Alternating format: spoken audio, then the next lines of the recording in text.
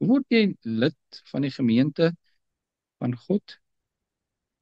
En Jahwe het daagliks by die gemeente gevoeg die wat gered is. Dis wie jy lid word.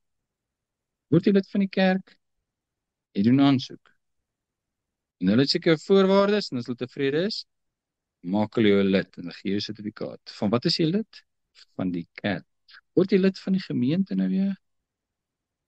God maak jou lid van die gemeente, want God het daagliks by die gemeente gevoeg die wat gered is. Dis 'n groot verskil. Ons is besig met die verkeerde dinge. Oordryf ek? Is dit nie die waarheid nie? As ek Openbaring lees, dan staan daar, en almal het agter die dier aangeloop, en almal het die dier aanbid, en die draak aanbid, al die mense. Maar ons dink as ons in 'n kerk is ons siel gered. Waar kry ons daai gedagte? By die Romeinse kerk. Dis wat hulle sê.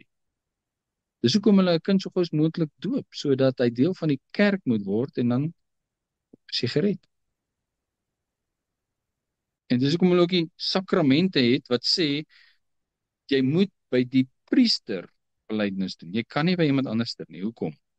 Want as ek nie my sonde bely nie, gaan ek boet vir dit. En nou moet ek na die priester toe gaan, en die priester is in die kerk, so, ek is lid van die kerk. Jy's 'n gevangene.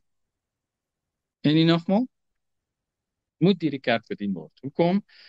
Want daai heilige brood van hulle is net in die kerk.